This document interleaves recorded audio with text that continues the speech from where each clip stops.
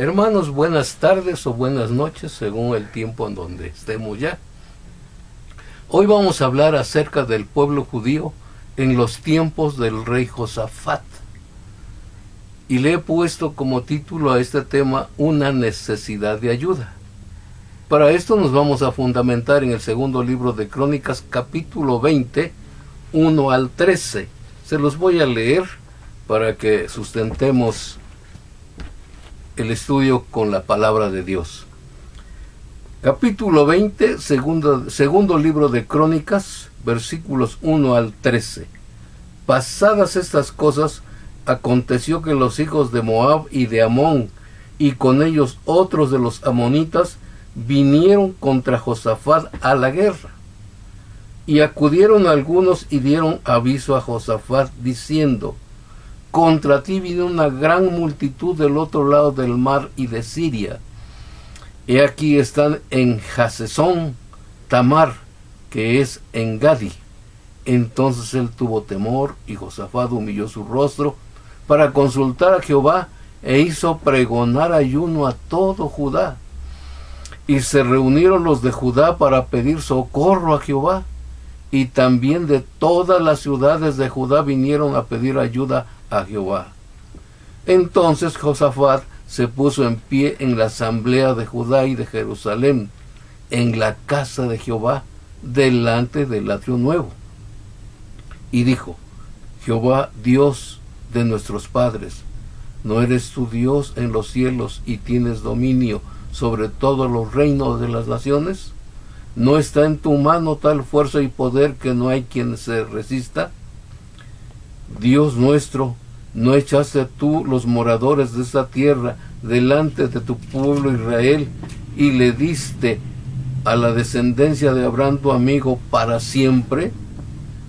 Y ellos han habitado en ella, te han edificado en ella santuario a tu nombre, diciendo: si mal viniere sobre nosotros, o espada de castigo, o pestilencia, o hambre, nos presentaremos delante de esta casa y delante de ti, porque tu nombre está en esta casa. Y a causa de nuestras tribulaciones clamaremos a ti, y tú nos oirás y salvarás. Ahora pues, he aquí los hijos de Amón y de Moab y los del monte de Seir, a cuya tierra no quisiste que pasase Israel cuando venía de la tierra de Egipto, sino que se apartase de ellos y no los destruyese. He aquí ellos nos dan el pago, viniendo a arrojarnos de la heredad que tú nos diste en posesión. Oh Dios nuestro, ¿no los juzgarás tú? Porque en nosotros no hay fuerza como contra tan grande multitud que viene contra nosotros. No sabemos qué hacer, y a ti volvemos nuestros ojos. Y todo Judá estaba en pie delante de Jehová, con sus niños y sus mujeres y sus hijos. Este es el texto que vamos a comentar hasta el versículo 30 probablemente. Como les decía, vamos a hablar del pueblo judío en los tiempos de Josafat.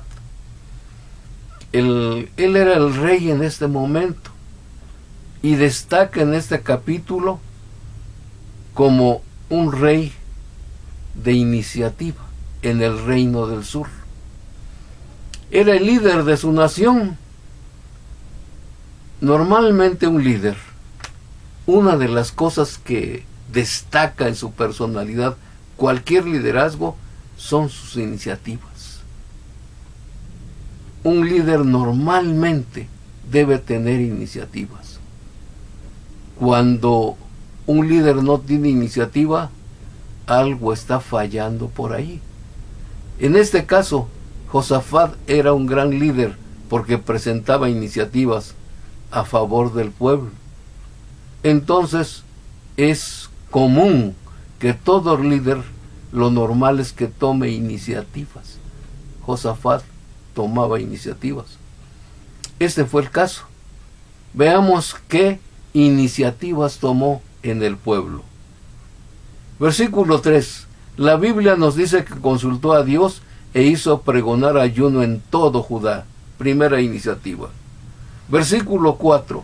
Motivó a la nación a consultar a Dios.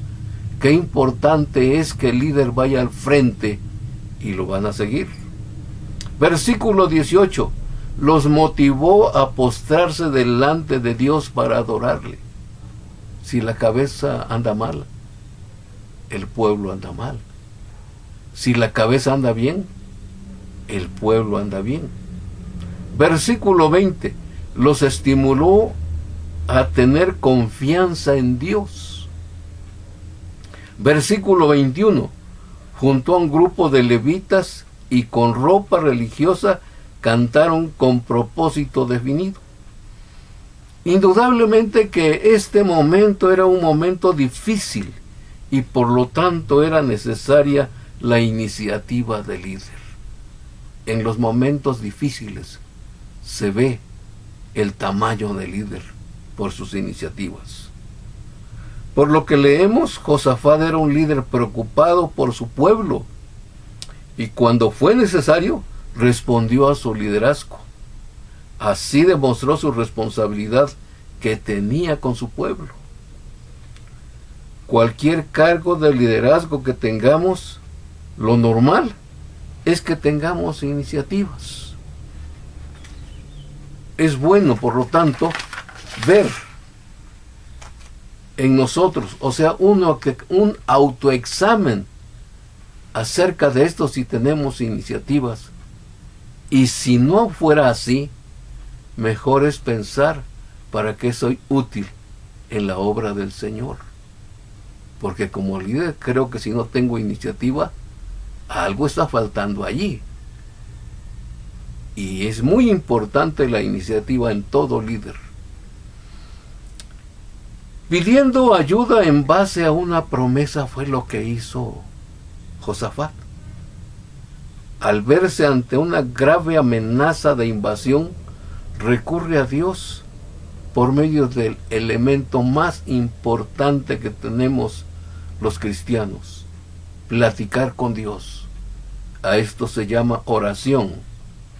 Y en esa oración, Josafat expresa su necesidad, recurre a una promesa establecida y también expresa su sentir de cómo se sentían, válgame el término otra vez, en ese momento. Por el versículo 3 de este capítulo encontramos que Josafat y el pueblo reconocieron su incapacidad frente al tremendo peligro que venía sobre su nación. Por Isaías 31:1 vamos a encontrar que no hizo Josafat lo que dice aquí Isaías 31:1. Ay de los que descienden a Egipto con ayuda y confían en caballos y su esperanza ponen en carros porque son muchos y en jinetes porque son valientes y no miran al Santo de Israel ni buscan a Jehová. Esto fue lo que no hizo Josafat. Josafat hizo todo lo contrario. No pidió ayuda humana, desde luego. No fue indiferente frente al peligro. No solo para él, sino para toda su nación. Vean ustedes por qué es importante la iniciativa del líder. En los momentos difíciles es cuando se ve la calidad de un líder. No en los momentos de tranquilidad, que también debe tener iniciativa, pero en los momentos difíciles es cuando más se ve el calibre de un líder. Frente a esta amenaza, recurrieron sabiamente a quien tenían que hacerlo. Y por eso Josafat expresó lo siguiente ante Dios.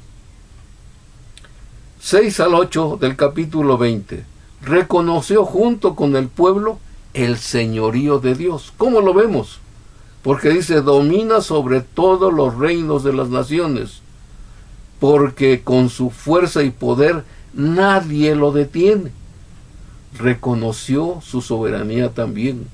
Recordó el pacto que Dios había hecho con ellos y su bondad. Lo último, aceptaron ser posesión de él. Afirmó que vivían allí porque Dios les había dado este lugar. No eran de alguna manera inquilinos ajenos a este lugar. Dios les había dado en propiedad como habitación este lugar. Versículo 12. Ahora, al sentirse incapaces para enfrentar al enemigo, se sentían desde luego indefensos. Reconocieron que no tenían poder y tampoco no había ningún plan de ataque ni de defensa. El único plan era ir a Dios. Pero no sabían qué hacer frente a este peligro, y por eso a Dios le dijeron: a ti volvemos nuestros ojos. Qué bonito es cuando se encuentra uno en la desgracia y recurre uno a quien debe, que es a Dios. Esto fue lo que hizo Josafat. Sabiamente pusieron su esperanza en Dios. No solo pedían protección, también pedían castigo contra sus posibles invasores, que en este caso eran los moabitas, los amonitas y otro pueblo. Tal vez Josafat conocía la oración de Salomón cuando Salomón dedicó el templo en segundo libro de Crónicas, capítulos 6, 29 y 30. Ahora, en el versículo 9 de este capítulo que estamos estudiando, apelaba al contenido de esa oración respecto a que Dios habitaba entre ellos y reconocían su absoluta dependencia. ¿Qué se logró con esta oración? Se logró una respuesta de seguridad. Dios usa a sus siervos. Y por medio del profeta Jaziel, en el versículo 14, Dios dio a conocer su respuesta y voluntad, diciéndoles que no tuvieran miedo, porque ellos no se enfrentarían a los enemigos. La guerra era contra él, así lo declara. La guerra es contra Dios. ¿Alguna vez se ha peleado con Dios? ¿Y le ha ganado? Este pueblo pagano, o estos pueblos paganos, no sabían a quién se enfrentaban. Ellos aparentemente estaban viendo a un pueblo débil, pero detrás o delante de ellos estaba el protector de ellos, el Señor de ellos, que también es nuestro Señor. Y la guerra era contra Dios. De esta manera Dios les mandó un mensaje de confianza. Versículo 17. Dios los envió a un arroyo. ¿Para qué? No para combatir, sino para presenciar lo que Dios haría. Así Dios, en forma inexplicable, nos defiende. Tiene muchos métodos, tiene muchos recursos para defendernos. Cuando nosotros hacemos lo que Josafat, vamos y le pedimos su ayuda, él manifestó, Josafat desde luego, manifestó angustia, manifestó sinceridad y mucha pasión por él y por su pueblo, por lo que reconoció que estaba incapacitado, que estaba imposibilitado y sabía lo que pedía. Esta es la madera de un líder. Versículo 20. Esta respuesta de Dios estimuló a Josafat y al pueblo, desde luego.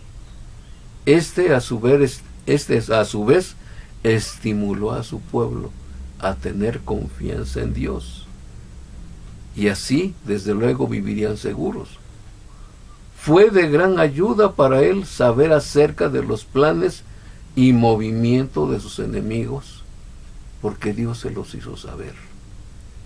Qué bonito es que yo tenga un contacto directo con Dios y de alguna manera Él me dice de qué cuidarme y cómo cuidarme. También le ayudó lo del versículo 17 en la última parte. Jehová estará con vosotros. Y qué bonito es que a mí me digan, no estás solo, Dios está contigo. Esto le dio una renovada seguridad, la cual recibimos de Dios, también cuando sentimos la presencia de Dios. Aumentó el entusiasmo de todos. Muchos de sus temores se disiparon. Josafat los exhortó a practicar mayor fe. Y por esto vamos a ver un agradecimiento manifiesto del pueblo y de Josafat, 18 y 19. Junto con Josafat, el pueblo manifestó su agradecimiento. Se postraron delante de Dios y lo adoraron. Los levitas formaron parte de esta acción, ya que también lo alabaron con júbilo en alta voz, gritando prácticamente. Llevaban su uniforme religioso, que a la vez eran vestimentas simbólicas, y así honraron la santidad del Señor. Versículo 21. Josafat escogió un canto. Al parecer el título era Den gracias al Señor. Su gran amor perdura para siempre. Era un hombre muy sensible al Señor. Cada líder, cada mensajero de Dios, esto debe tener también una sensibilidad para Dios, que sea muy sensible en las cosas de Dios. Esta fue una alabanza de fe. Vamos a ver que la fe es la que va a mover todo esto que hizo Josafat, manifestando así su confianza. Continuaron con otros cantos. El coro, dice la Biblia, marchó delante del ejército cantando salmos. Por los versículos 13 y 18 encontramos que todo esto fue agradable a Dios, al ver a su pueblo rindiéndole tributo, ya que de acuerdo a estos versículos, personas de todas las edades estaban presentes en este acontecimiento. Pensemos lo que quedó en las mentes de los jóvenes, de los niños. Fue algo que quedó grabado y creció la fe de ellos. Me refiero al primer día, desde luego, cuando vieron esto, todos, cuando Josafat los convocó en el atrio del templo de Jerusalén. Cuando regresaron a sus respectivos lugares, llevaban en sus mentes un milagro de Dios presenciado. Y ahora vamos a ver el milagro manifiesto. 22 al 24. Al siguiente día, Dios mostró su poder a su pueblo, al cual le dio armas para el combate. Pues no, que no iba a haber combate. Vamos a ver esas armas. Esas armas fueron los cantos. No usaron armas comunes de guerra. Dios se encargó de crear confusión entre los enemigos de su pueblo, al grado de que se mataron entre ellos mismos, dice la Biblia. El ejército invasor, al estar compuesto por diferentes pueblos o por diferentes tribus, se supone, aquí entró un campo de la suposición porque no lo dice la Biblia, se suscitó un celo de autoridad y de poder entre ellos. Esto creó disensiones y pleitos entre ellos. Finalmente terminaron peleándose entre ellos. De ser así, Dios usó la ira y vanidad humana, y así perdieron la razón y su ira los mató. Cuidado con la ira, cuidado con la vanidad. De esta manera, sus bajas pasiones, la ira es una baja pasión, sus bajas pasiones los destruyeron, y en lo que quisieron hacer mal al pueblo de Dios, lo hicieron para ellos mismos. No hagas a otro lo que quieras para ti, o haz a otro lo que quieras para ti, según lo que pensemos. Algo parecido sucedió en los tiempos de Gedeón, según Jueces 7, 20 al 22, en donde Dios también crea confusión entre los enemigos de su pueblo. Otros comentaristas piensan un poquito diferente sobre este asunto, que pudieron haber sido ángeles los que crearon esta confusión. Ya en los tiempos de Eliseo había sucedido que ángeles habían estado presentes como ejército, custodiando, cuidando a Eliseo, según el segundo libro de Reyes, capítulos 6, 17 y 18. Nada más que aquí no intervinieron para nada, solo estuvieron como presenciales. Dios apoyó a Eliseo dejando ciegos temporalmente a sus enemigos, pero no hay intervención de los ángeles, solo estuvieron presentes. Independientemente de cómo intervino Dios en este milagro, lo que podemos encontrar es que mostró su amor por su pueblo al protegerlos. Eso hace con nosotros. Dios muestra su amor a nosotros al protegernos. Dios tiene muchos recursos para protegernos como pueblo suyo. Nuestro deber como hijos suyos es aprender a confiar en Él. Y en nuestros momentos difíciles veremos algunos de sus recursos como respuesta a nuestro ruego. Nuestra imploración no se quedará sin respuesta. Por los versículos 25 al 30, no solo Dios los salvó de esta invasión, les hizo un regalo de sus propios enemigos. Los invasores, al matarse entre ellos, dejaron una enorme cantidad de cosas, un botín de vestidos lujosos lujosos, armas, alhajas de oro, así lo describe la Biblia. Tal fue la cantidad que los hebreos ocuparon 3 días para recoger este botín. Cosecharon el fruto sin haber peleado. Por defender esto, Dios fueron librados de esta amenaza y su miedo se convirtió en gozo. Qué precioso es cuando salgamos de esta pandemia, veremos el gozo de Dios. Qué precioso es que tengamos la protección de Dios. Por lo tanto, agradecieron a Dios por la intervención. Además, este hecho triunfal sirvió de ejemplo para que otros reinos no intentaran invadir al pueblo de Dios por un tiempo. Y así Josafat reinó en paz. Esta era la segunda vez que sobrevino temor en las naciones. El primer temor la hallamos en el segundo libro de Crónicas 17:10, también en los tiempos de Josafat. Josafat andaba bien con Dios. Andemos bien con Dios. Algunas conclusiones que obtenemos. Como decía, su arma básica fue la fe.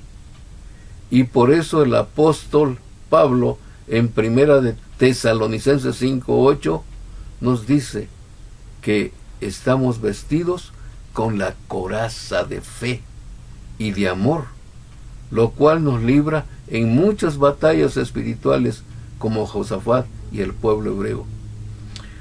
Fue una fe comprobada, ya que el pueblo y gobierno le creyeron a Dios. Creámosle mediante la fe.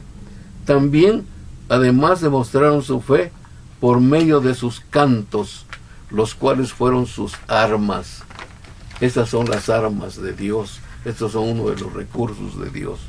Así también Dios nos ha dotado a los cristianos de armas espirituales, y por su fe manifiesta como nación, vivieron en paz por un buen tiempo. Fue una gran lección de fe lo que los hijos vieron de sus padres.